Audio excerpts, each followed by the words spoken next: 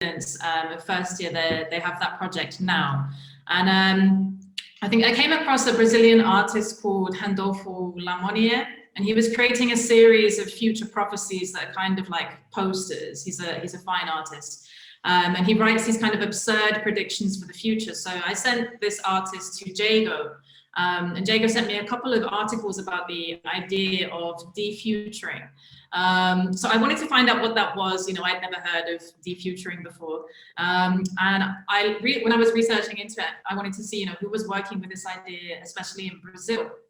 So then I came across the research of Henrique and Isabella, and it was full of, you know, not just thoughts about defuturing, but full of lots of incredible, playful ideas about design and their approach to design. So, you know, kind of exploring the importance of the imaginary and the absurd in design, and seeing the value in kind of the generation of ideas that might be practically useless, so to speak, you know, or currently impossible, you know, and then always kind of with one eye on the future as well.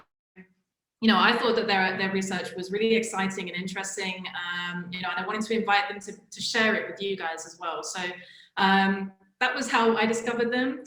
So, you know, I'm happy to introduce and welcome Duo Pendente, otherwise known as Henrique Aira and Isabella Brandalize. Thank you. Thank you, Lauren and Jago. I'm going to switch to Portuguese now. Então, eu vou falar em português. Bom, é um prazer a gente estar aqui. A gente gostaria de agradecer muito, né, a equipe da EBAC, né, como um todo. Sim, é uma felicidade para a gente compartilhar nosso trabalho com vocês. Henrique, eu acho que tu compartilha a tela e a gente vai seguindo. Então, a ideia é que a gente apresente um pouco, né, sobre o nosso trabalho e depois a gente vai abrir para perguntas e um diálogo com vocês. Então, enfim, nós dois formamos o Duo Pendente, né, e essa apresentação de hoje chama, então, Pata Design, Notas Pendentes de Soluções Imaginárias, que é também o título de um livrinho que a gente lançou em 2019, que foi um pouco antes, né, da pandemia, enfim, e também é o assunto de hoje. E antes de mais nada, eu queria ler um aviso para vocês. Atesta-se a absoluta inutilidade pública da fala que se apresenta neste momento. E como eu falei, né, o Duo Pendente ele é formado por nós dois, Henrique e eu, Isabela, e cada um tem uma trajetória própria no design, né, e essas trajetórias elas se emaranham nessa nossa pesquisa conjunta. E aí, só para vocês conhecerem um pouco, né, no meu caso, eu me formei na Universidade de Brasília, em design gráfico e design de produto, e aí, como eu já estava me interessando por práticas expandidas de design, eu depois fiz um mestrado em arte, também aqui na UNB, e outro em design transdisciplinar, que foi na Parsons, que é a escola de design da New School, em Nova York, pelo programa Ciências Sem Fronteiras. E aí, depois eu voltei para o Brasil, né, e eu comecei a trabalhar com design no setor público, principalmente por meio de laboratórios de inovação, em paralelo com essas experimentações que a gente começou a fazer, né, enquanto Duo Pendente. E aí agora eu estou tentando juntar essas duas práticas no doutorado que eu estou fazendo na RMIT, que é uma universidade em Melbourne, que tentando buscar esses alinhamentos possíveis entre design, patafísica e governo. Eu sou o Henrique, eu também sou designer formado aqui na UNB. Depois de me formar, eu comecei a trabalhar mesmo no mercado com design gráfico, tinha um estúdio aqui da cidade, e depois eu saí para fazer o mestrado também pelo programa Ciências Sem Fronteiras. Então, enquanto a Isa estava lá em Nova York, eu estava na Califórnia, numa escola que se chama CalArts, é a California Institute of the Arts, onde eu fiz um mestrado prático, né, na área do design gráfico. Aí, voltando para o Brasil, eu comecei a dar aula e eu voltei a ser designer independente, né? E depois eu fiz também um mestrado mais acadêmico, de novo aqui na Universidade de Brasília. Aí hoje em dia eu sou professor numa faculdade aqui de Brasília chamada IESB, em que eu ensino tipografia, processos experimentais, metodologia, e continuo atuando aqui também junto com a Isa no Duo Pendente, numa parte mais de pesquisa e prática do design por um viés mais crítico e experimental. Bom, A estrutura da apresentação de hoje, a gente vai começar falando sobre esse conceito, né, essa ideia imaginária, que é o Pata Design, a junção de patafísica com design.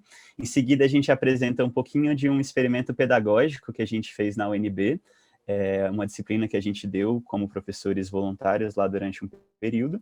Depois, um pouquinho do grupo de pesquisa, do qual a gente faz parte também aqui na Universidade de Brasília. E, por fim, o conteúdo maior mesmo, né, da palestra de hoje vai ser entrar nas notas pendentes de soluções imaginárias, que é o conteúdo também da nossa pesquisa, que foi publicada no livro de 2019. Então, começando com essa ideia, né, Pata Design é uma solução imaginária, uma palavra imaginária para falar da junção desses dois conceitos, patafísica e design. Então, a título de introdução, a gente vai falar primeiro um pouquinho sobre patafísica, né? Então, patafísica é uma ciência imaginária que vem do campo da literatura. A primeira vez que ela aparece, assim, de forma mais explícita, é a partir de um escritor francês chamado Alfred Jarry.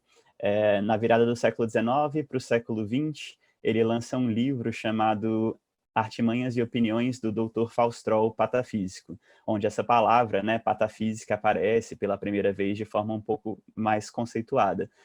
A gente vai ver ao longo da apresentação de hoje que é um pouco difícil definir patafísica, ou existem várias definições equivalentes que a gente pode usar para falar sobre essa ciência, mas nesse livro ela aparece definida como a ciência das soluções imaginárias e das leis que governam as exceções. Então, tanto o aspecto do imaginário quanto da exceção é essencial, né, para pensar essa ciência. E também como a ciência do particular, e não da regra geral. Depois que esse livro sai, ali no início do século XX, o Jarry morre um pouco tempo depois, e as ideias dele ficam um pouco escondidas, submersas por um período. Elas influenciam um pouco do surgimento das vanguardas modernas ali na Europa, então o dadaísmo, o surrealismo, sofrem um pouco das influências da ideia do Jarry, e aí no meio do século XX, ali no final da década de 40, surge em Paris, na França, o Colégio de Patafísica, no mundo dito real. Então, é uma reunião de artistas, escritores, que estão interessados nas ideias do Jarry e se juntam para discutir essas ideias e propor experimentos práticos de inovação e de experimentação artística. Um dos grupos que surge também dentro do colégio é chamado Oulipo, que é o Ateliê de Literatura Potencial. Ele era composto por uma reunião de escritores e matemáticos, né, que estavam interessados justamente na junção dessas duas áreas. Como é que a literatura poderia fazer uso de processos matemáticos ou processos científicos com o objetivo de chegar em resultados estéticos inovadores, diferentes do que a gente estaria acostumado a ver. Um dos exemplos mais conhecidos desse grupo é esse livro do Georges Perec, chamado La Disparition, em português O Sumiço. E esse livro ele é inteiro escrito sem usar a letra E. Então, nenhuma palavra que aparece no livro tem a letra E. Ele tem que ficar usando algumas artimanhas, alguns truques para usar outras palavras e contar uma história que faz sentido, né? Então, o objetivo de fazer isso é que o resultado estético, né, seria diferente do que a gente faria normalmente sem restrição nenhuma. Então, como a gente pode usar restrições autoimpostas de maneira a auxiliar o processo criativo, né, e chegar a novos resultados. Então, isso surge dentro do Colégio da Patafísica, o Colégio da Patafísica que tem uma ideia de brincar um pouco com a ciência tradicional, né, ou com o processo acadêmico tradicional, e tem uma hierarquia super estabelecida, super complexa, né, brinca um pouco com essa história da burocracia, e o Oulipo é um dos grupos, né, que surge ali dentro. Depois disso, né, então o Oulipo surge ali na década de 60, depois vira um grupo autônomo, e aí as ideias patafísicas continuam existindo de maneira um pouco inexistente, assim, ao longo de outras áreas artísticas, né, ao redor do mundo.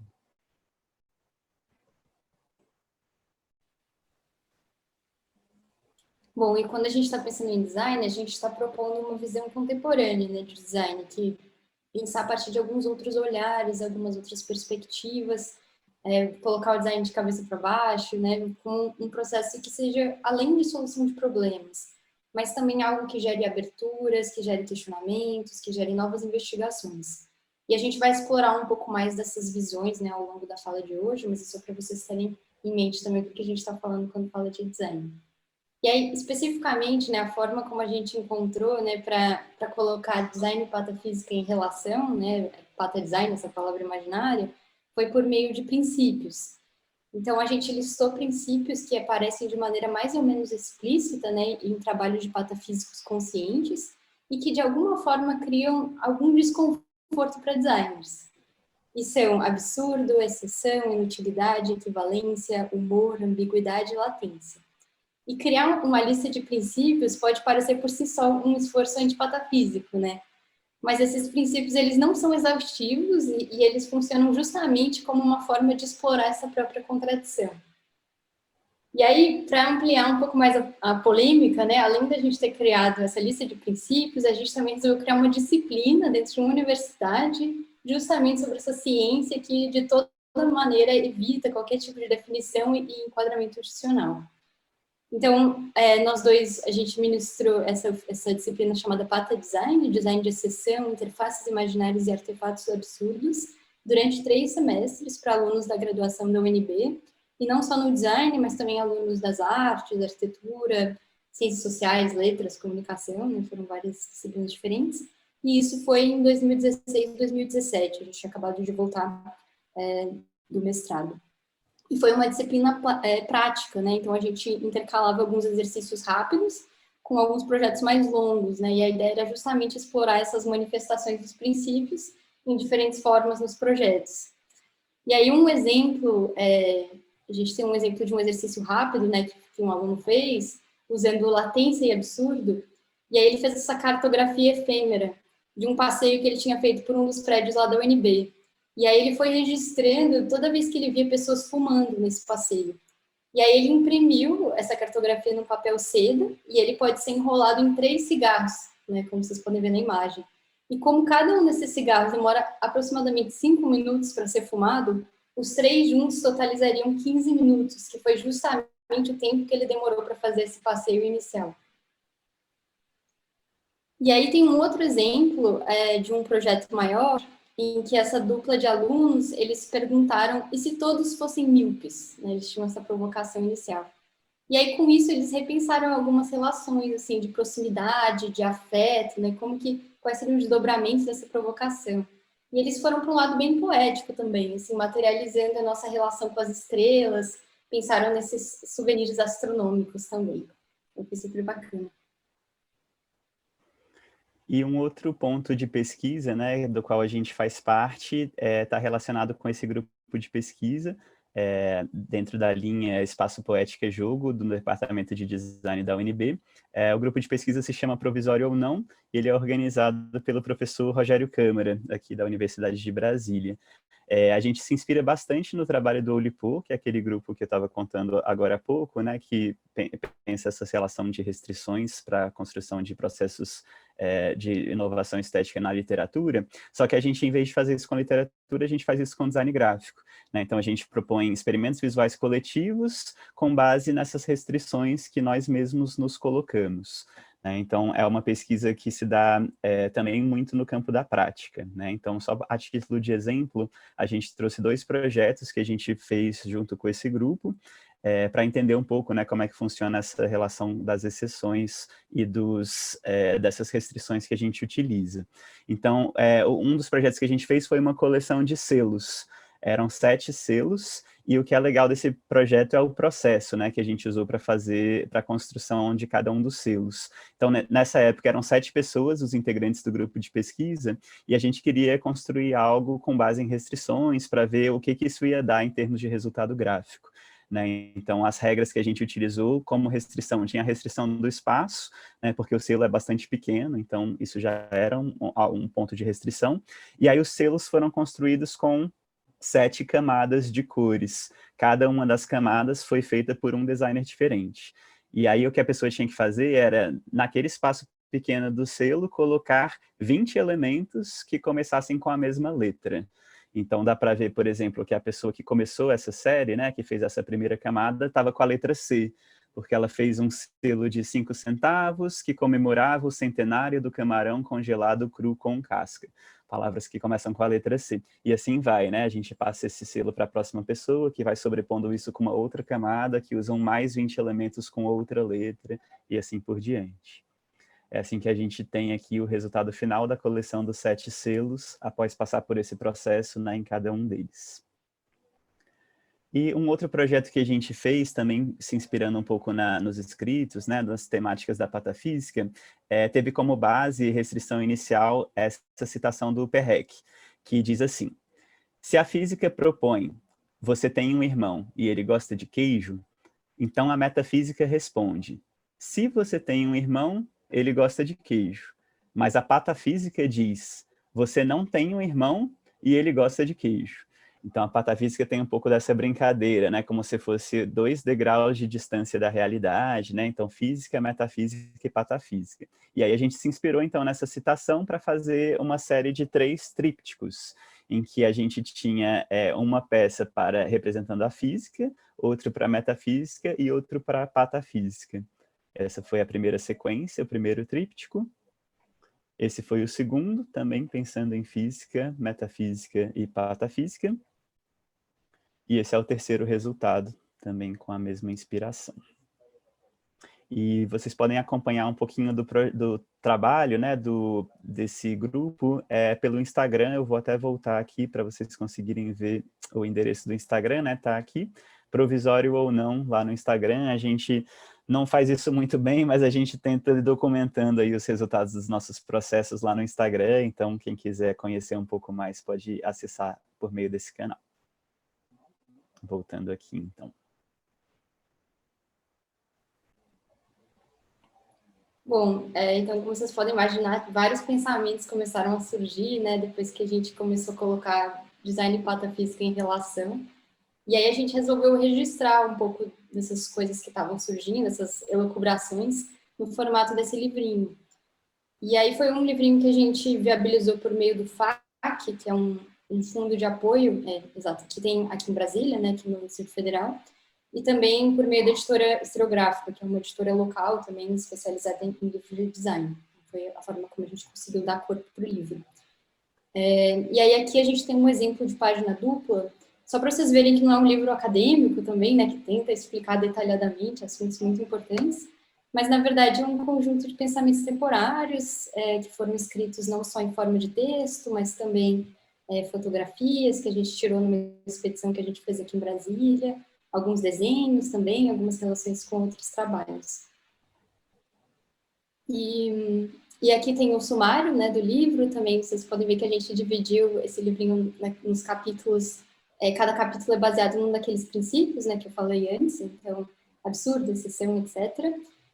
A gente também trouxe entrevistas para cada um desses capítulos, e aí nessas entrevistas a gente encontrou pessoas que a gente enxergou uma relação do trabalho dessa pessoa com esse princípio, e, enfim, aí fez uma entrevista. E agora a gente pensou em falar um pouco sobre cada um desses princípios, um pouco das relações que a gente estabeleceu com o design também. Página 52. Como o brilho vermelho do vulcão é ofuscante, não podemos ver mais do que se estivéssemos cercados por uma escuridão sem sombras. Mas, para que se possa acompanhar as ondulações opacas da deslumbrante lava, há crianças que correm pela ilha com lâmpadas. Então, a gente vai começar com o princípio do absurdo, e a gente tira isso da patafísica justamente com aquela relação que a gente estava comentando há pouco, né? De que ela é a ciência do âmbito além da metafísica. Então, como se ela estivesse tanto distante da metafísica, quanto a metafísica está da física, né? E ele ainda diz, em uma direção ou em outra. Então, tem um pouco dessa brincadeira, né? De ser 2 degraus de distância da realidade. E aí a gente está pensando o absurdo, né, como aquilo que é privado de racionalidade, ou que não tem sentido, ou não se encaixa nas regras que a gente já conhece. Né? A gente poderia pensar a relação do absurdo para pensar soluções fantásticas ou soluções imaginárias, né, descolado um pouco daquilo que a razão, na sua forma mais tradicional, consegue explicar. A gente faz um gancho disso com momentos diferentes do design, né, até chegar no momento em que a gente está, no momento contemporâneo. Então, a gente pensa, né, dentro dessa parte da pesquisa, a relação histórica mesmo da disciplina do design. Então, a gente poderia organizar, né, de uma forma um pouco simplificada, uma linha do tempo da evolução da disciplina com base em 3 momentos, né? Então, a gente poderia ter um primeiro momento, que é aquela transição do mundo artesanal para o mundo industrial, e em que a gente pode olhar para o design enquanto disciplina, tentando responder a essa pergunta: como podemos otimizar e sistematizar a produção de bens com foco no usuário? Então, um design muito com essa pegada industrial, né, produção de bens de consumo, e as pessoas sendo vistas como consumidoras desses mesmos bens, né, nesse início ali da produção mais industrial.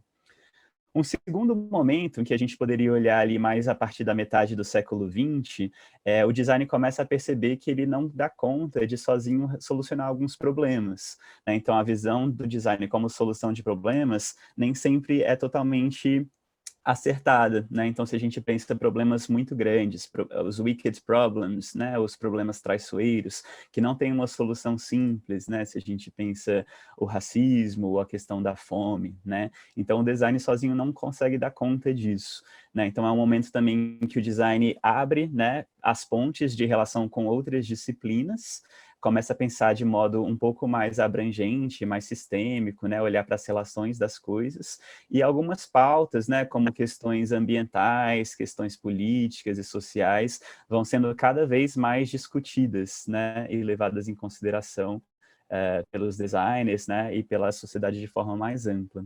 Então, a gente poderia pensar esse segundo momento, né, da história do design como se a disciplina estivesse tentando responder a essa pergunta, né? Como podemos atuar de maneira mais sustentável e sistêmica?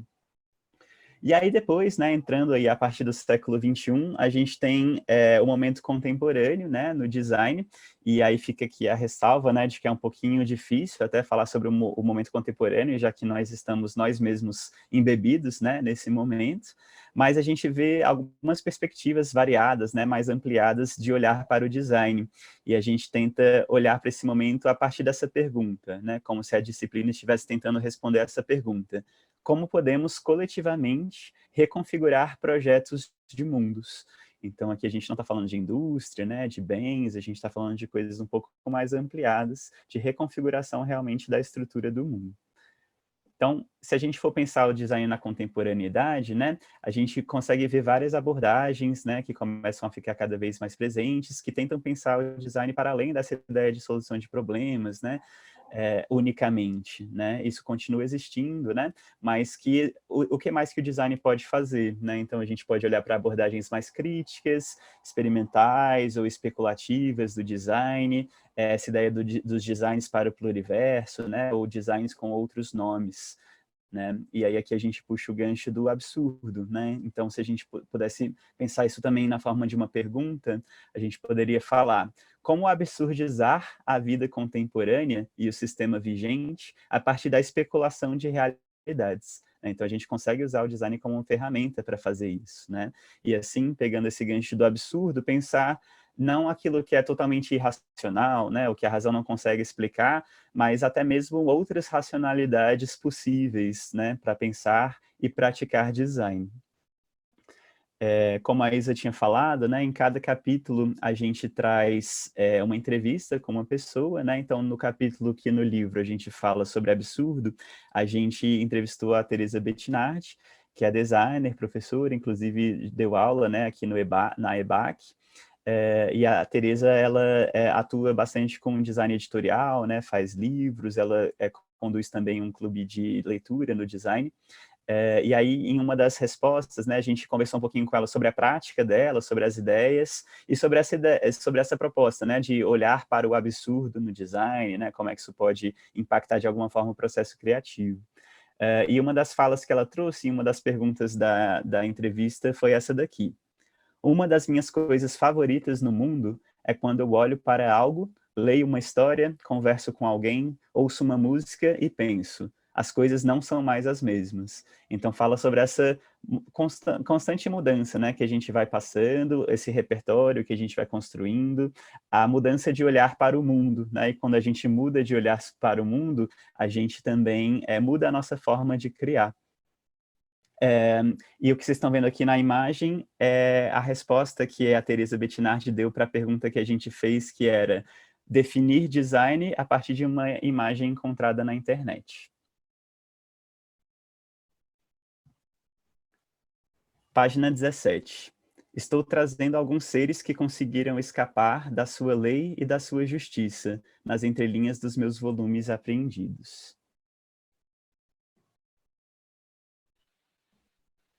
Bom, a gente chegou então em exceção, que é uma das questões fundamentais, né, para a patafísica, e ela se define justamente, né, como a ciência do particular e das leis que governam as exceções, né, entendendo as generalidades da ciência tradicional justamente como um encobrimento de exceções, que são a verdadeira natureza do mundo. E para nós, a exceção é justamente esse elemento, né, que ele tem um caráter único dentro de um sistema e se opõe a valores universalizantes, à homogeneidade e todas essas grandes regras gerais. E, bom, já puxando mais diretamente um gancho para o design, né, a contradição entre exceção e hegemonia ela é muito presente. A gente já sabe claramente quais são as vantagens de um processo padronizador, né? Inclusive, é esse o jeito como a gente está mais acostumado a criar sentido no mundo, mas a gente também sabe que quando a gente elimina qualquer tipo de ruído, nuance e exceções, esse padrão reduz. E da mesma forma, né, um processo que particulariza, ele amplia, ele complexifica. Então, assim, a gente pode dizer, né, a gente gostaria, inclusive, de chamar atenção para essa qualidade do design, em reduzir e ampliar ao mesmo tempo, o que por si só já é um processo excepcional. Inclusive, tecnicamente, a gente pode chamar isso de antinomia, que é um tipo de exceção específico que carrega dois polos opostos no mesmo ser. E a própria patafísica, ela propõe, né, categorias de exceções, né, então, junto com a antinomia, tem também o clinamem, que é um desvio ou um erro no sistema, a anomalia, que é algo que é diferente num sistema homogêneo, e a cisígia, que é um encontro acidental dentro de um sistema, né, quando planetas, por exemplo, se alinham mesmo em órbitas diferentes.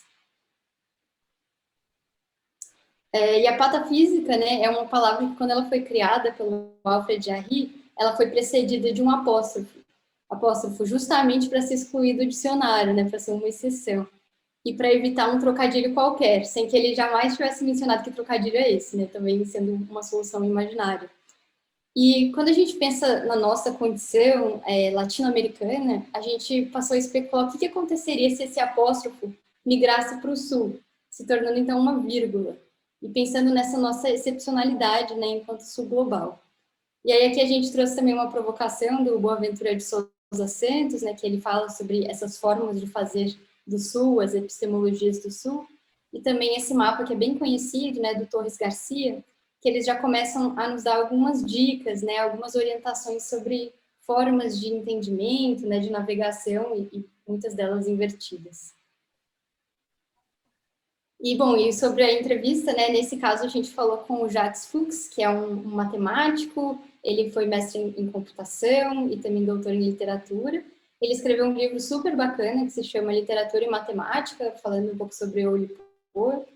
E a gente, quando conversou com ele, pediu para ele refletir justamente sobre essas restrições autoimpostas, né, e as consequências disso no trabalho. E a gente pediu para ele responder só usando palavras com a letra C. E aí foi essa a resposta que ele deu. Calvino correu com corredores, carregando cascos com trens, conduzindo com certa carga cínica, cujo caminho conflituoso conjecturou.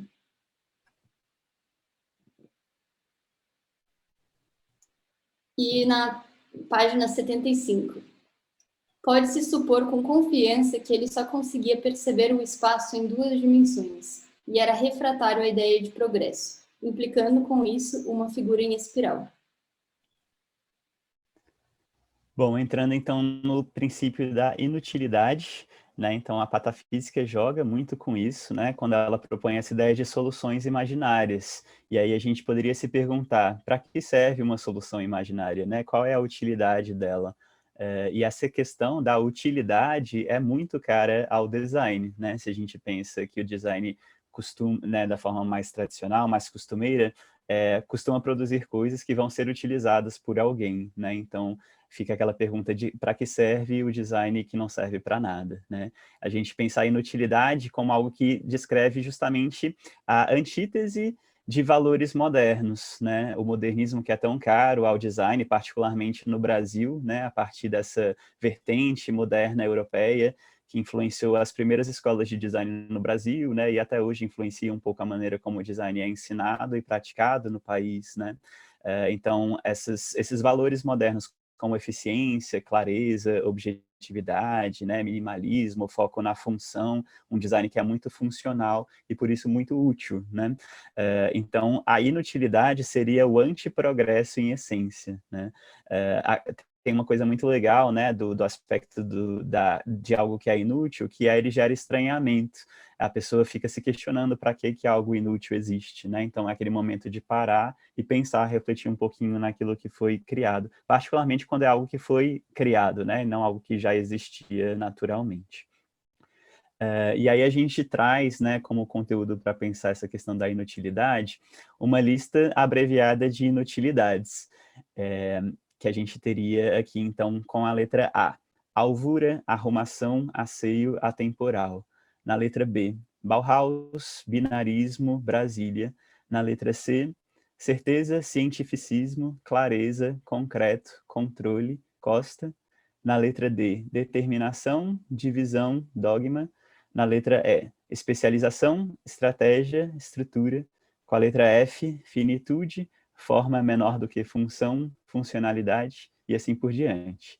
A gente queria, inclusive, propor agora um exercício coletivo de a gente pensar em algumas outras inutilidades do design. Então, se vocês puderem deixar agora no chat, deixar por escrito aqui no chat, o que tem de inútil no design. E assim a gente consegue continuando essa lista de inutilidades do design.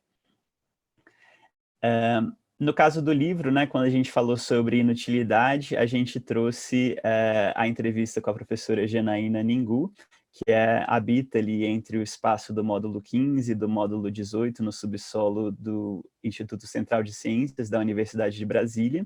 E a gente conversou bastante com ela sobre essa proposta, né, da inutilidade no design. Inclusive, foi super legal, porque na entrevista dela, ela trouxe um conceito, uma palavra inventada, que seria nutilidade, algo que é, ao mesmo tempo, útil e inútil, né? Seria o nútil.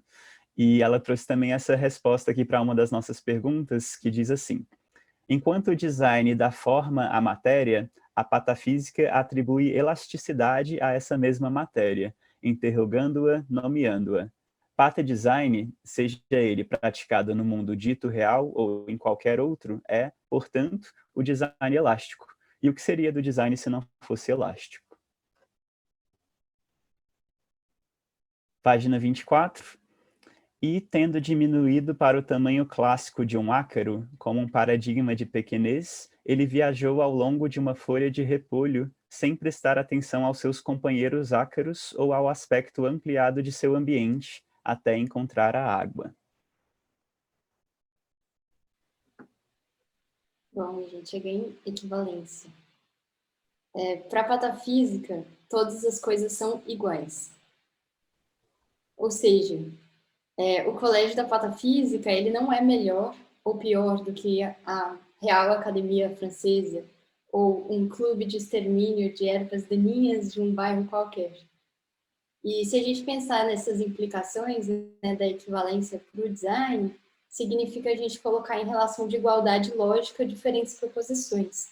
Então, dessa forma, a gente converte algumas hierarquias e relações de poder que são tão frequentes, né, na nossa prática de design como iguais. E aí, nesse caso da equivalência, a gente fez um exercício também, quando a gente estava fazendo o livro, que foi de pescar algumas palavras e conceitos que já tinham aparecido, né, em outros capítulos e colocar todos eles em relação de igualdade, né, experimentar o que acontecia. E aí, para isso, a gente se apropriou do símbolo de igual, né, das fórmulas matemáticas, que era também um recurso que o próprio Jarry usava muito no trabalho dele, nessa relação com a ciência exata. Inclusive, nesse livro do Fausto Troll, no último capítulo, ele tenta propor uma fórmula para explicar Deus. Bom, e se a gente for pensar, então, de uma maneira ainda mais ampla, né? Quando se a gente fosse olhar para as inutilidades que vocês colocaram, acho que alguém colocou grid no chat, a gente poderia colocar ela em relação de igualdade, né? Com outras coisas, né? Sei lá, com proporção áurea, tipografia, cor, layout, né? Tudo isso estaria numa relação de igualdade também. Bom, e aí em relação à entrevista, né, nesse caso da equivalência, a gente conversou com uma artista, doutora e professora de artes aqui da Universidade de Brasília, que se chama Cecília Mori, e ela inclusive fez um doutorado sobre mentiras na arte, né, pensando na mentira como uma verdade poética. E ela se inspirou inclusive pela patafísica, né, e outras coleções de ideias. E aí no exercício dela, né, o que a gente pediu para ela fazer foi relacionar em equivalência, né, alguns termos que a gente encontrou no trabalho dela com conceitos da patafísica, né? Então, como por exemplo aqui, queda com bicicleta, deriva com espiral e assim por diante. Bom, e aí uma das citações que ela falou na entrevista com ela foi: a desconfiança latente em nosso país atual não é negativa, porque ela, em última instância, pede que sempre renovemos nossos olhares sobre as mesmas questões.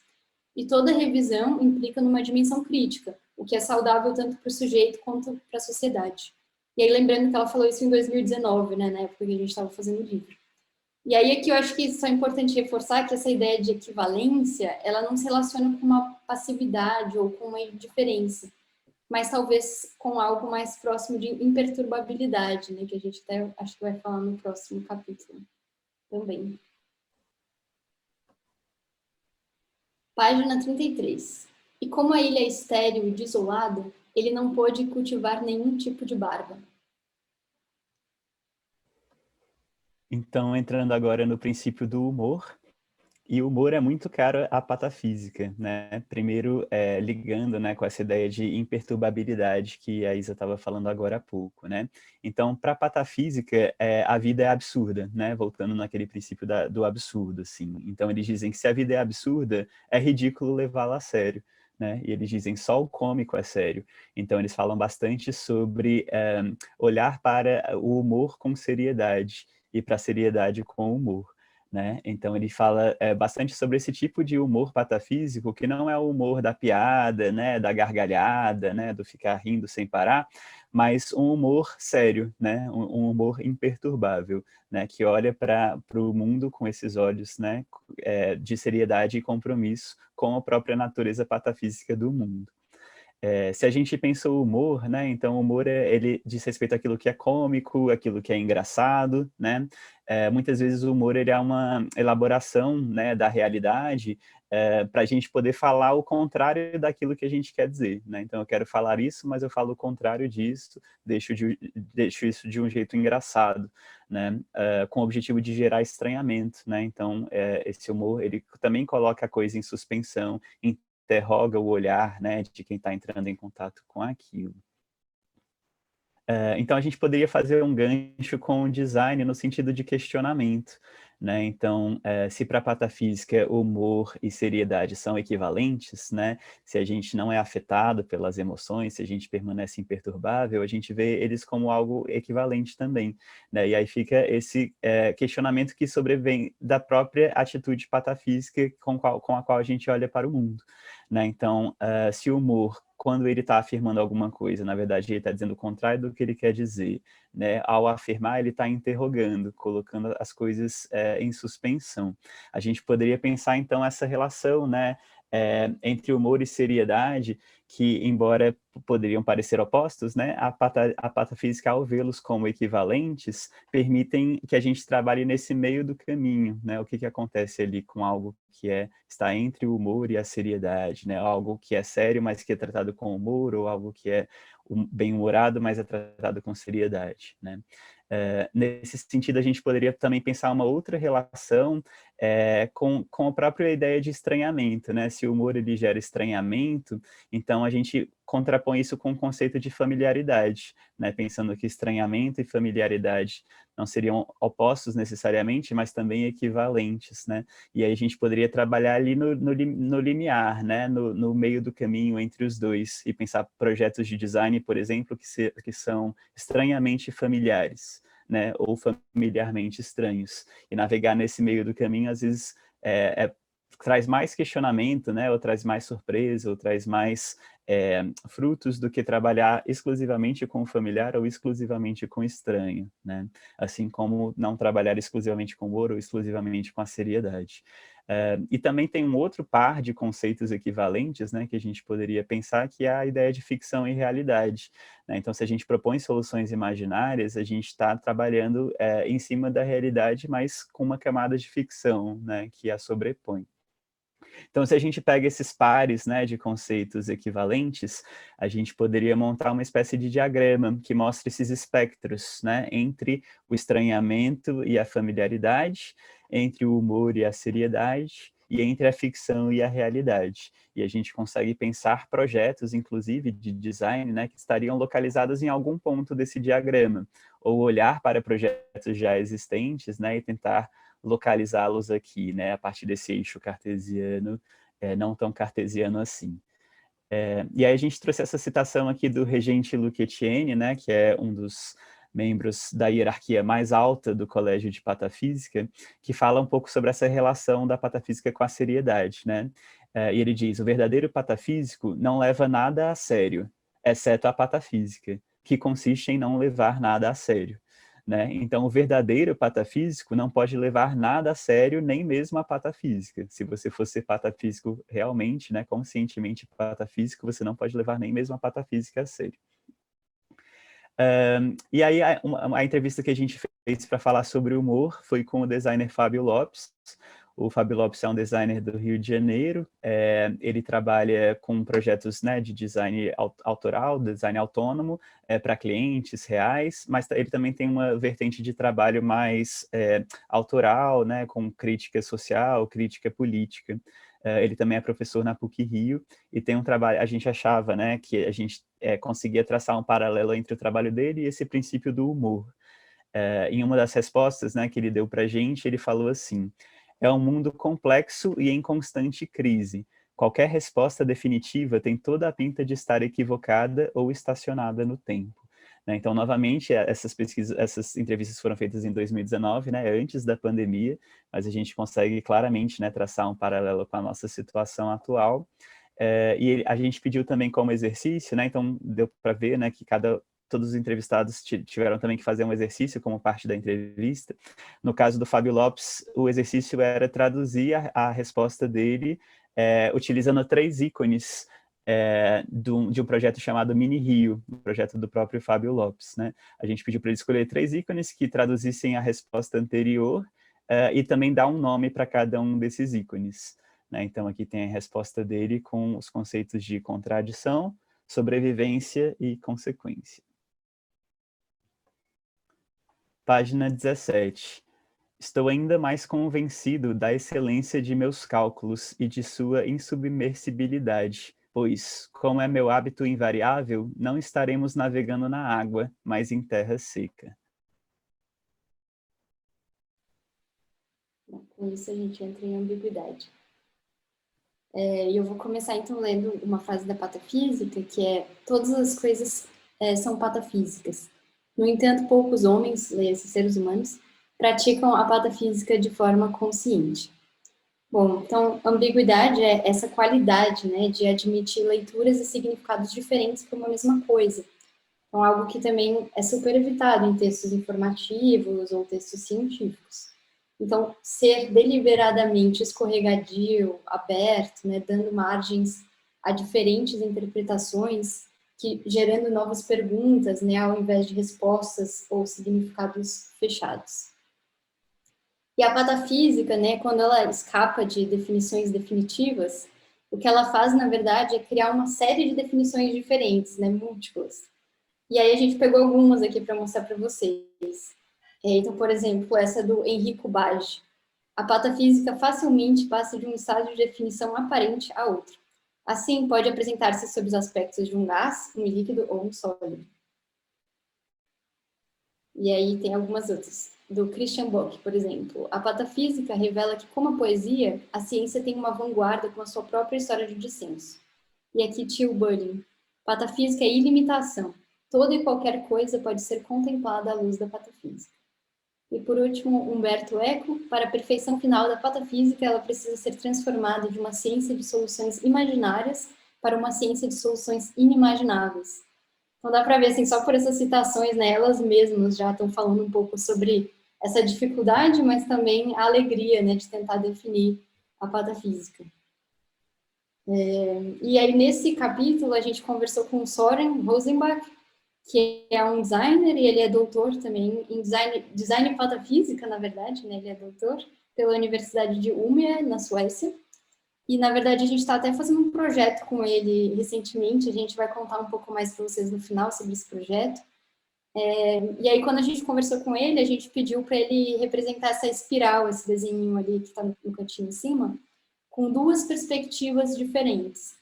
E aí foi isso que ele fez, ele pegou e brincou um pouco com essa ideia de atração e repulsão magnética na representação dele.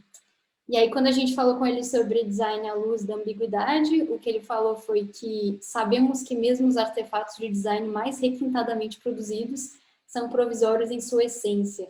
Então, falando de novo essa coisa de não fechar, mas abrir, né? Como as coisas continuam, como as coisas vazam e têm desdobramentos. E foi bem legal. Página 15. Não conheço outra criatura além de mim mesmo, a não ser o escorpião d'água filiforme e a larva de mosquitos d'água, capazes de fazer uso da superfície das lagoas, tanto de cima quanto de baixo, como um piso sólido. Então, por fim, a gente chega ao princípio da latência, né? E aí a patafísica, ela brinca um pouco com isso, né? Ao afirmar que não há nada além da patafísica. A patafísica é a defesa final, como se fosse a ciência das ciências, né? Como se explicasse tudo aquilo que tem, todas as potencialidades que existem no mundo à luz da própria patafísica, né? Então, a gente pensa a latência com relação a essas possibilidades não exploradas, né, de artefatos, objetos, produtos, serviços, sistemas, potencialidades, né, que existem ali, mas que não são exploradas, né? Podem ser potenciais além do óbvio, ou pode ser utilizar algo para outro fim, né, para o qual ele não foi projetado, por exemplo, né, dar novos usos para as coisas, né? Isso tem tudo a ver com design, né? O design faz isso, né? Ele enxerga potencialidades e coloca isso de volta no mundo. Então, a gente faz aqui o gancho com essa imaginação de futuros, né? Então, quais são as potencialidades presentes no mundo, né? Quais são as coisas que a gente conseguir traçar para pensar outras formas de ser e estar no mundo, né? Então, aqui a gente traz esse conceito de futurismo, né? Que é esse não conseguir imaginar o futuro, quando o futuro está em dúvida, né? Então, seja por um viés de a gente estar sempre pensando no futuro de uma mesma maneira, né? Um futuro que já foi imaginado, que já está dado, e a gente não consegue vislumbrar outras possibilidades, né? Seja por uma questão de suspensão do presente, né? Como a gente está vivendo agora, por exemplo, né? Então, o presente, o mundo está em suspenso, né? De certa forma. Então, fica difícil a gente saber o que vai dar no futuro, e até imaginar esse futuro pode ser difícil. Né? Então, daí essa ideia do defuturismo. A gente pode pensar o risco que existe, né, em a gente ter um futuro único, um futuro linear e singular. Né? Então, aqueles futuros que já foram projetados, já foram imaginados por outras pessoas antes da gente. Né? Os futuros propostos pela ficção científica ou pelas tendências de mercado, por exemplo. Né? Então, uma visão muito única, muito já existente, né, para a ideia de futuro. Então, a gente pensa um pouco nessa ideia de quebrar esse monopólio de possibilidades. Então, as possibilidades, elas estão limitadas demais, né, nessa visão de futurista, nessa visão de não conseguir olhar outras perspectivas além daquela que já foi traçada, né? E o que acontece se a gente quebra com isso? Se a gente consegue propor outras visões, né, e olhar para o futuro de forma um pouco mais ampliada? A gente relaciona essa ideia de imaginação, né, de imaginação de futuros, como uma provocação mesmo, né? Então, se a gente vai imaginar um novo futuro diferente daquele que já foi imaginado antes, então que futuro é esse? Né? Quem que está incluído? É um futuro que favorece ou desfavorece a autonomia, a liberdade, né, e a existência de vidas diversas, ou ao contrário, né? Então, fica essa questão assim, que futuro é esse? Esse futuro é bom ou é ruim? É bom para quem? Né? Preferível para quem? Aqui a gente traz uma citação do Oulipo, que é aquele grupo, né, que estuda literatura e matemática que a gente viu mais cedo, que ele diz assim: mas há alguma outra forma canônica de ver o futuro, se alguém se considera sério no sentido profano ou patafísico da palavra, que não seja um buquê de soluções imaginárias, ou seja, de potencialidades, né? Então, a gente está pensando justamente o futuro como esse buquê, de forma ampliada, né? Então, um buquê de possibilidades que não se restringem àquele futuro único, ou àquela visão muito particular de futuro que a gente já conhece, né? Então, associando essa ideia de soluções imaginárias da patafísica com esse olhar potencial para o futuro. O futuro ainda não aconteceu, né? Ele pode ser qualquer coisa. A gente não precisa ficar limitado naquilo que já foi imaginado antes, né? Então, para falar sobre isso, a gente trouxe até esse diagrama, né, que a gente está adaptando do Joseph Vorus, para pensar essas diferentes possibilidades e cada vez mais ampliadas de se olhar para o futuro, né? Então, esse buquê de possibilidades do futuro pode ser muito estreito, se a gente pensa um futuro provável, né, seguindo a linha desse futuro único que já foi projetado pela ficção, pelas tendências de mercado, ou a gente pode olhar para esse futuro de forma muito mais ampliada, né? Todas as possibilidades, tudo aquilo que poderia acontecer de acordo com as leis da física, de acordo com como o universo se estrutura, né? E que às vezes a gente não consegue nem imaginar. Muitas vezes a gente acha que está sendo muito inovador, né? Ou propondo alguma coisa muito diferente do que já existe ou do que já foi imaginado, mas a gente ainda está ali dentro desse campo mais estreito, né? Desse buquê. E aí o que é legal quando a gente olha para o futuro de forma ampliada é que a gente pode traçar uma espécie de paralelo, né, entre essas possibilidades e começar a discutir sobre elas e ver, então, o que seria preferível, né? Então, que tipo de futuro a gente quer, de fato, começar a colocar em prática, né, de fato, fazer existir. O que seria uma situação melhor do que a atual? O que seria uma situação preferível? E aí essa situação preferível, obviamente, não tem uma resposta única, né? Depende de quem fala, né? Preferível para quem, em que contexto, né? Sobre qual mapa de valores, né? A gente está orientando essa discussão. Quando a gente foi falar sobre esses futuros plurais e possibilidades latentes, né? Na criação, a gente conversou com Alberto Acosta, que foi ex-ministro de Minas e Energia lá do Equador e ex-candidato à presidência da República também no Equador. Ele não é do design, ele é economista, né? Ele fala bastante sobre o conceito de bem viver, sobre a nossa convivência, né, entre seres humanos e seres não humanos, né, desse olhar para a natureza. Em uma das respostas ele trouxe essa ideia aqui, né? Na realidade, se, figurativamente falando, ficarmos em silêncio e prestarmos atenção ao que está acontecendo em muitas partes do planeta, já podemos ouvir a respiração do futuro, né? Então, pensando em formas alternativas de se viver, e ele falando que a gente pode encontrar essas formas já hoje em dia, né? Já em partes do planeta, com comunidades indígenas, com comunidades originárias, né? Em várias partes diferentes do nosso planeta. E aí, por fim, né, a gente chega à conclusão um pouquinho assim, né, uma conclusão provisória, uma conclusão em forma de perguntas, mas um arrematamento, né, desse princípio da latência, que seria pensar o design como possibilização, né, como fazer ver essas possibilidades latentes, né. Então, uma abertura mesmo de possibilidades cada vez mais amplas, que não fiquem dentro de restrições, né, que não fiquem dentro dessa limitação do olhar para o futuro. O design ele traz algo de muito positivo, né, para essas discussões e para a imaginação, que é pensar essas perguntas não como perguntas abstratas, apenas na forma de palavras, né, mas perguntas que ganham um corpo, que ganham materialidade, né? Então, na hora que a gente projeta, que a gente cria um projeto de design, essas perguntas ganham justamente o corpo, né? E assim elas podem ser experienciadas. Então, em vez de a gente ficar só no campo das ideias, nas discussões, a gente consegue sentir um pouco de como seriam outras formas de existência, como se a gente já conseguisse antecipar um pouco desses futuros a partir de projetos de design que colocam isso como tema, né? Então, se a gente está pensando essa reconstrução do futuro, essa abertura de possibilidades, a gente coloca o nosso presente em suspensão, né, e em questionamento. Se as coisas como elas são,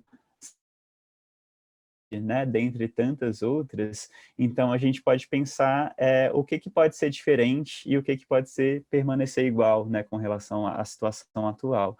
Então, o que pode ser diferente e que diferença isso faz, né? Que mundo a gente está ajudando a construir. Aqui a gente tem as referências bibliográficas, né? Então, encerrando um pouquinho dessa parte da nossa fala de hoje, são só as referências que a gente trouxe aqui durante a palestra, né? No caso da pesquisa do livro, a gente tem outras também. E aqui um aviso, né, aos curiosos, as imagens que foram aparecendo, né, as fotografias, fizeram parte de uma expedição que a gente fez na cidade de Brasília, né?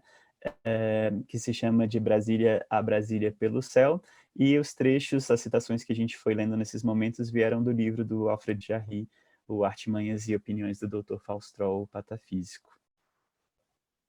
Quem quiser conhecer a pesquisa, né, de forma um pouco mais completa, o livro que a gente fez está disponível no nosso site, pendente.cc, vocês conseguem baixá-lo gratuitamente e mergulhar um pouquinho aí mais em cada um desses princípios.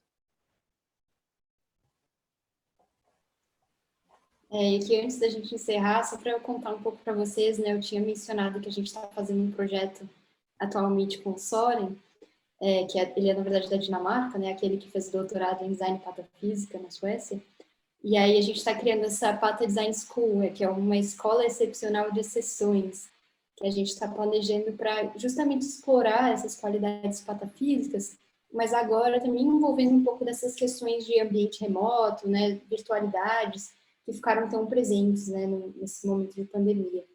E aí a gente vai ter uma primeira edição em setembro dessa escola, a gente deve abrir um site com uma chamada de inscrições nas próximas semanas. Inclusive, se vocês tiverem interesse, a gente deve divulgar no nosso Instagram, depois a gente vai colocar aqui para vocês. Vocês estão mais do que convidados para se inscrever, né, na escola. Ela vai ser em inglês, mas a gente também está planejando fazer algumas atividades em Brasília ao mesmo tempo da escola, e a gente também deve divulgar um pouco mais os detalhes, né, daqui a pouco. E, bom, acho que é isso, né, Henrique? Acho que no próximo a gente deixou o nosso Instagram, que é esse @do Pendente. Aí vocês podem ir no nosso site também, que vocês podem encontrar o livro. Acho que agora a gente pode abrir para perguntas, né, de vocês, e também, assim, se vocês quiserem fazer perguntas depois, né, entrar em contato, a gente também vai ficar super feliz de continuar essa conversa com vocês. E agradeço mais uma vez o convite, né, para estar aqui hoje. Obrigada. Obrigado, pessoal. Amazing. Thank you. Thanks, guys. So, super complex ideas, making your brain work first thing in the morning today. So guys, if you have any questions, feel free. Tassie, you turned your camera on. Is there something you want to ask? Não, eu só queria falar que eu nem sei falar, mas que eu fiquei muito emocionada de ver todas essas ideias escritas e pensadas, tão estruturadas, porque são ideias que eu sempre estou pensando, mas eu mesma não me entendo. E vocês trouxeram muita clareza para esse termo patafísica. Eu só queria falar que eu gostei muito. Legal, Tassi. Acho que isso é um pouco comum também, né? São ideias que muitas pessoas tiveram, principalmente no confronto com o ensino e a prática do design, né? No Brasil, em particular. E também tem uma coisa, né? Que a patafísica diz que todas as pessoas são patafísicas, né? Como a Isa falou mais cedo. Então, você também é patafísica, você só não era consciente da sua própria natureza patafísica até então. E achei engraçado você falar disso também, que a gente apresentou com clareza, né? Porque justamente a patafísica é escorregadia, é muito difícil de pegar alguma coisa. Então, assim, faz parte da confusão e da bagunça, nem a gente sabe direito o que é, né? É uma coisa bem prática, assim, esse estado também um pouco transitório.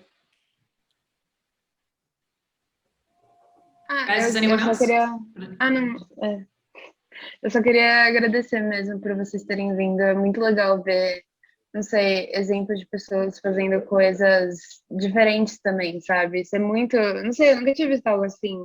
Eu achei incrível, de verdade. E eu queria, não sei, eu não tenho nem dúvidas, assim, eu só tô, tipo, muito deslumbrada, eu tô, tipo, parabéns, sabe? Quero acompanhar e, enfim, muito obrigada por terem vindo também. Acho que vocês colocaram um ponto muito esclarecedor numa coisa que é muito ampla, vocês deixam a gente meio que com possibilidades, mas não dúvidas, sabe? Não sei, é meio isso. Eu acho isso ótimo, assim, né? Eu acho que as dúvidas vão vindo também, né? Eu acho que conforme, não sei, se vocês se sentiram inspiradas, de repente, de pegar isso como proposta, né? Usar, de repente, alguns princípios como restrições para projetos, né? Uma coisa que a gente fazia na época que a gente deu a disciplina na UNB era justamente usar isso como norteador de projetos, né? Então, o que que acontece se a gente fizer um trabalho de design que é, ao mesmo tempo, inútil e absurdo? Né? Isso, assim, como proposta pedagógica, é super interessante, né? Porque é justamente o contrário do que a gente costuma fazer em design, muitas vezes, né? Então, como processo criativo, assim, eu acho que pode ser interessante, né? E aí, pegando esse gancho de vocês mesmos colocarem restrições para ajudar no processo e ver onde é que isso vai dar, assim. Sem necessariamente saber, né, no que vai dar. Pode ser que dê errado, assim, mas é mais como um processo criativo mesmo, né? De olhar para o design sobre outras óticas, né?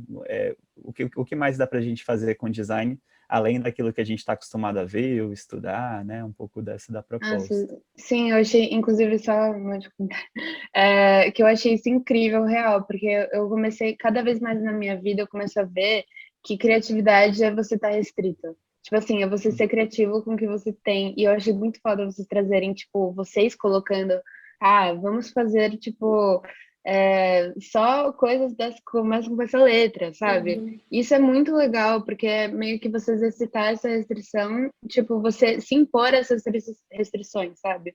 Porque realmente o que acontece hoje é que você vê muita coisa, inclusive eu tô, tipo, fazendo um detox pesado, assim, de redes sociais, de tudo, eu não quero ver nada, não aguento mais ver nada. Tipo, porque você fica sendo bombardeado com referência, com não sei o quê, e aí você não consegue ser criativo porque parece que você já viu tudo, então você não consegue imaginar mais o que é possível porque você acha que tudo já foi feito. E aí, enfim, eu achei isso muito legal da prática de vocês, do negócio dos selos, enfim, só top demais, gente.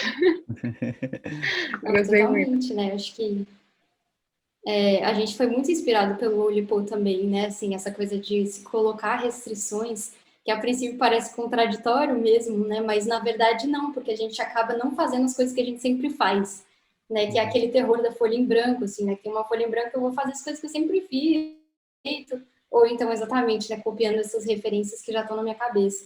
Então é meio que essa coisa de fugir do automatismo da mente, né? E trazer um monte de restrição que vai me obrigar a fazer uma coisa totalmente diferente do que eu faria. E é super legal, assim, quando a gente começa a fazer, os trabalhos dos alunos também foram muito bons. Quando a gente começou a pensar nessas restrições, usar os princípios como restrições, né, igual o Henrique estava falando, acho que gera todo um outro mundo de possibilidades.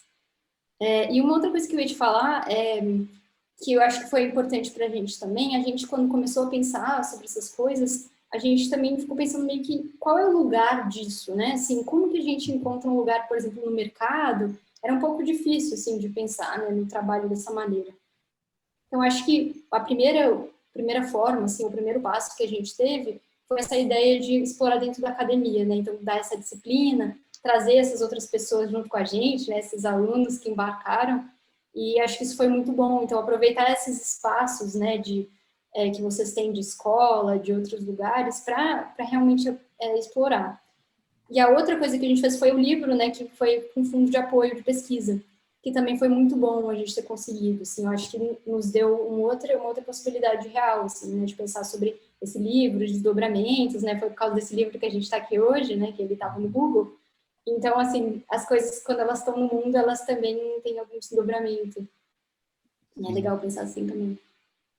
E para voltar um pouquinho nesse gancho, né, das restrições, assim, se a gente pensa o Oulipo, né, como inspiração, naquele livro que a gente mostrou do Perrec, que ele não usa a letra E em nenhuma vez, isso é bem difícil, né? A letra E é a vogal mais comum na língua francesa, inclusive tem as traduções, né? Então esse livro é traduzido para inglês, para Legal. português, então todo um processo também de recriação do livro, né? Porque a palavra que não tem E em francês, às vezes tem E em português e vice-versa, né? Então, o que é legal disso é você pegar a restrição e explorar ela ao máximo, né? Então, se essa é a restrição, e o objetivo dele era contar uma história que faça sentido, né? Que, de repente, a pessoa nem perceba que não tem a letra E fica parecendo que é só uma questão de estilo, né? O jeito de escrever um pouco mais diferente, experimental e tal. Mas aí ele explora ao máximo, né, essa restrição. Então, jeitos diferentes de não usar o E. Então, por exemplo, você não pode usar o número 6, porque o 6 tem E. Então, você tem que falar 2 mais 2 mais 2, que aí não tem nenhum E. Aí você pode escrever de propósito as palavras erradas, né? Tipo, Perrec, ele aparece como personagem no livro. E o nome dele é Jorge Perrec, tem 4 S no nome dele. Aí ele escreve de propósito o nome dele errado. Então, em vez de Perrec, ele vira Parac. Então, tem algumas estratégias diferentes para trabalhar com a mesma restrição, assim, tipo assim, extrapolar a restrição ao máximo, né? Tem um outro livro também do pessoal do Oulipo, que é do Queneau, que se chama Exercícios de Estilo. Esse livro é muito legal porque ele conta uma história super banal, assim, de uma pessoa que entra no ônibus e vê uma outra pessoa que tem um chapéu, que depois desce do ônibus. É uma história que não diz nada, assim, porque não é sobre o conteúdo da história, é sobre o jeito de contar a história. Então, no livro, ele reconta essa mesma história 99 vezes. Cada vez com um estilo diferente. Então, como o próprio nome diz, né, exercícios de estilo. Então, primeiro ele conta essa história de um jeito mais acadêmico, depois de um jeito mais coloquial, depois usando só perguntas, depois só onomatopeias. E aí, assim, quando você chega na 10ª versão dessa história, já acabaram as suas ideias. E aí, se você vai fazer 99 vezes, né, isso te força mesmo a chegar no limite da criatividade, extrapolar essa restrição ao máximo mesmo, né, que eu acho que é uma coisa super legal. E aí um outro ponto também que eu queria mencionar quando estava ouvindo a Bruna falar, é que a gente pegou você estava falando um pouco sobre essas referências, né, Bruna, assim, de que parece que tudo já foi feito e tal, a gente ficou um pouco sobrecarregado.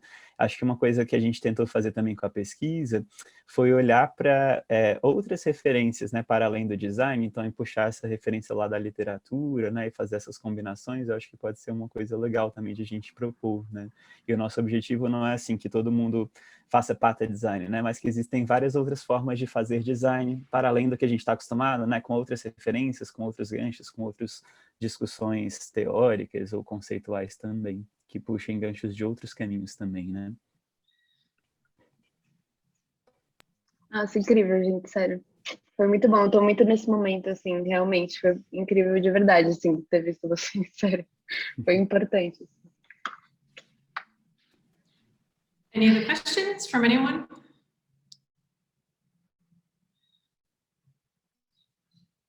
No? Okay.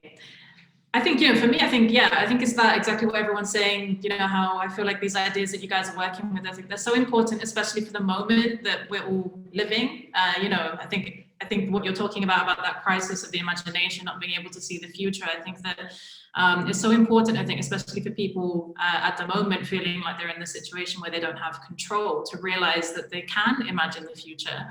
And maybe that's also part of the reason that you're probably surprised that our students said that your research was clarifying, right? In a sense, because it feels like a lot of the time it's about these, I guess, paradoxes, isn't it? And in a way, there's lots of paragraphs there where I felt a little bit like I was in the world of Alice in Wonderland, where it's like Tweedledee and Tweedledum. Because it's like you propose one thing and then you unpropose it.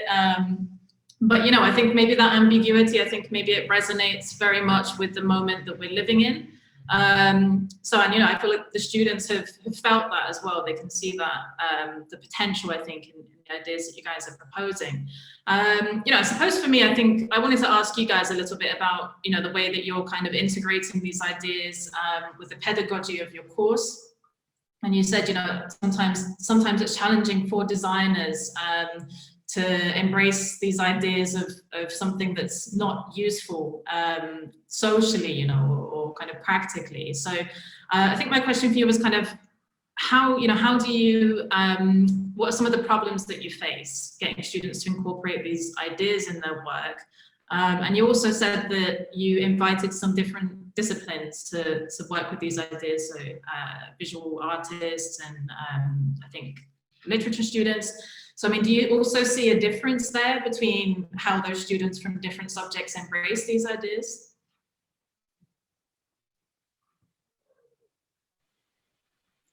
A gente responde em português?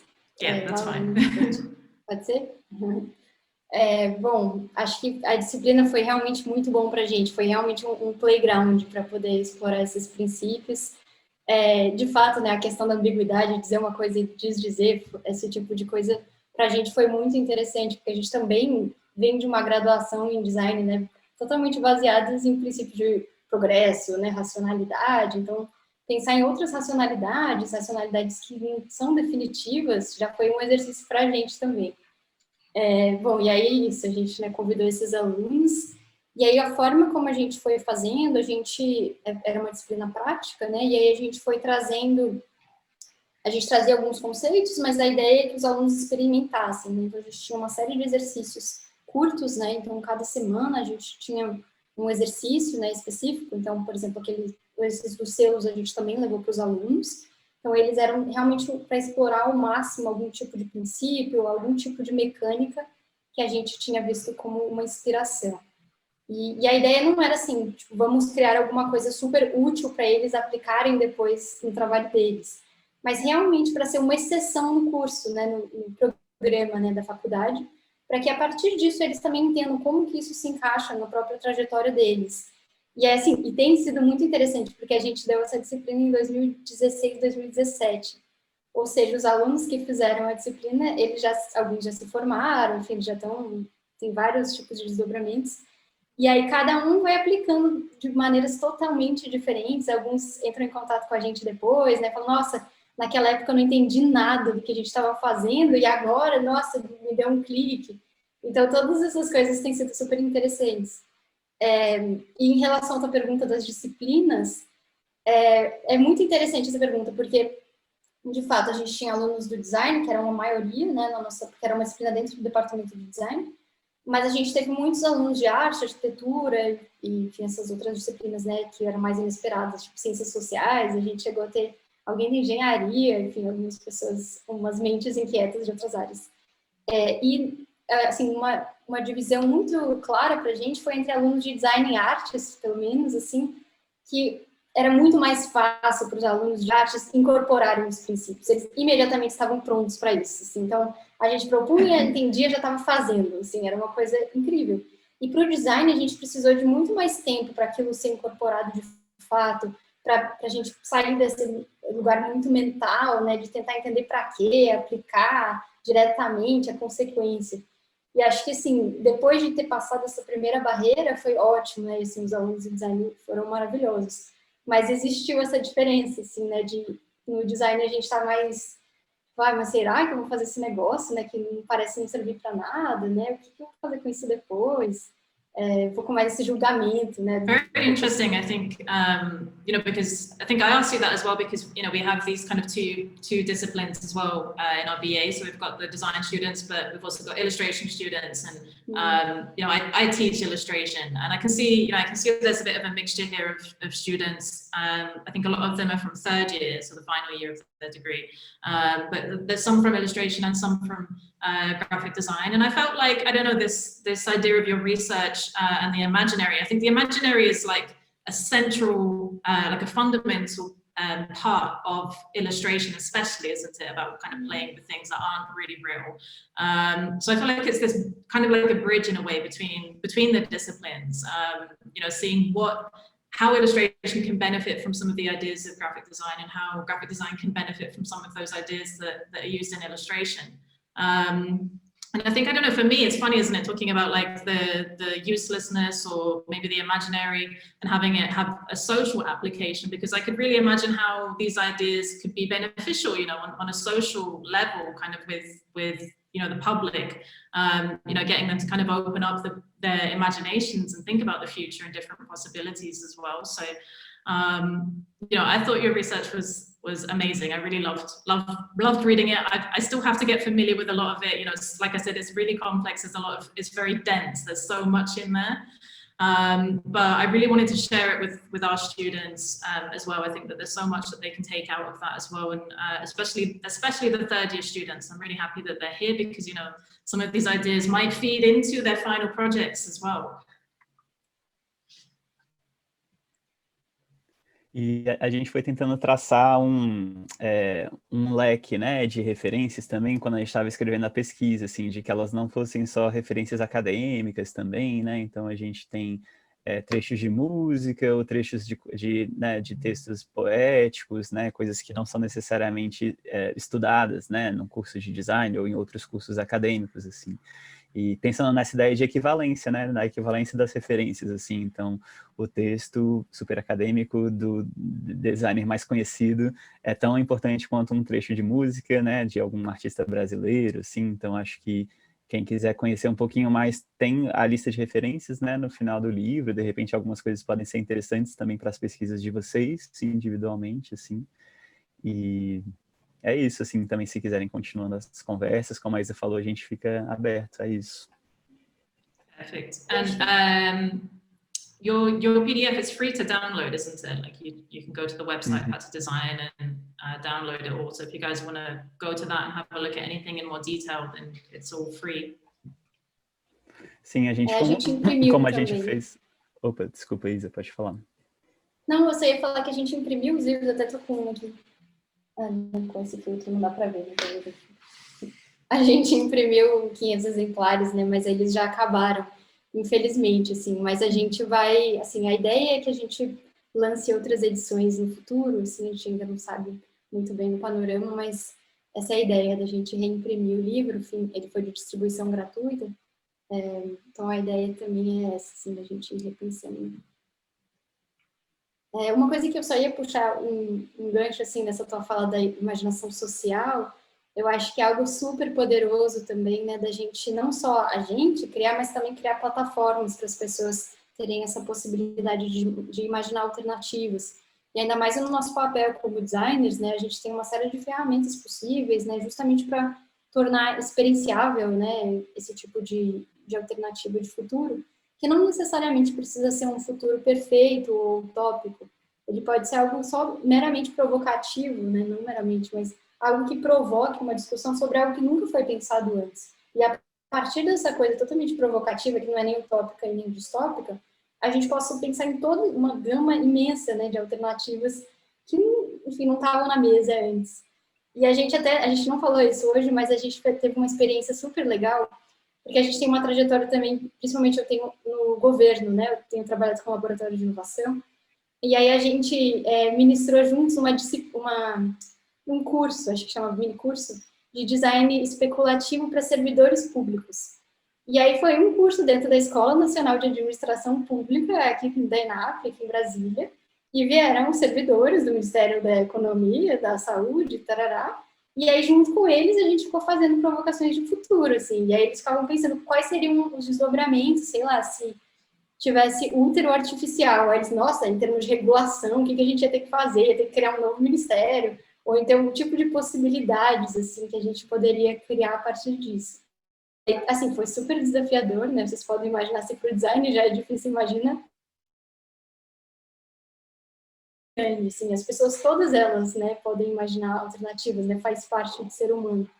E aí é isso, acho que a gente pode abrir um pouco mais, né, esse espectro do que é útil, né, a gente não precisa necessariamente ser algo que é aplicável imediatamente, né, até para pesquisa a gente tem muito campo possível.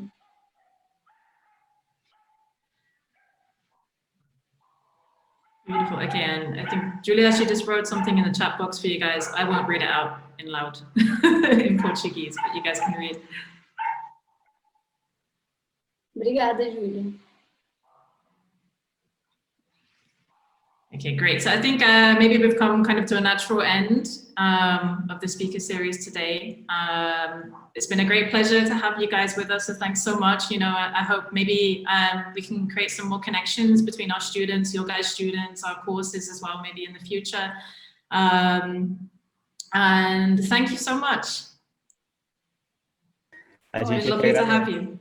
A gente que A gente que agradece, foi um prazer ótimo. enorme. É sempre bom trocar, e principalmente quando a gente recebe uma resposta tão positiva, né? E é isso, assim, vai ser um prazer para a gente continuar essa conversa em outros formatos também no futuro. Estamos disponíveis aí para continuar trocando. Fantastic. Thanks so much, guys. So Valeu, I think gente. that's it. We'll finish for today. Tá bom, obrigada, gente. Obrigada, gente. Maravilhoso. Obrigado. Bom dia. Tchau.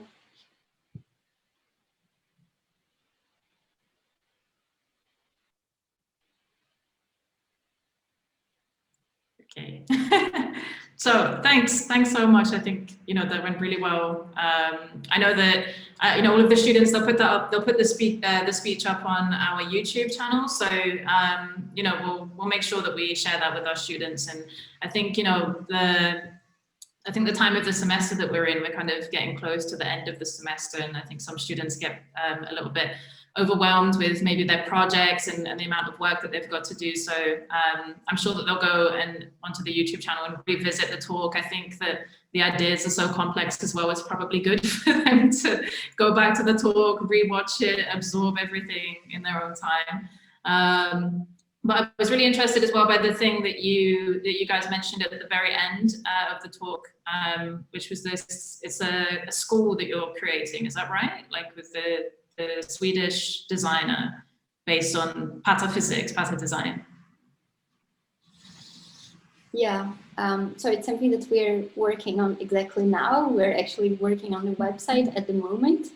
And yeah, we are planning, it's similar to like a summer school in which we'll have like 2 weeks in which we'll have different activities and people can join from wherever they are in the world.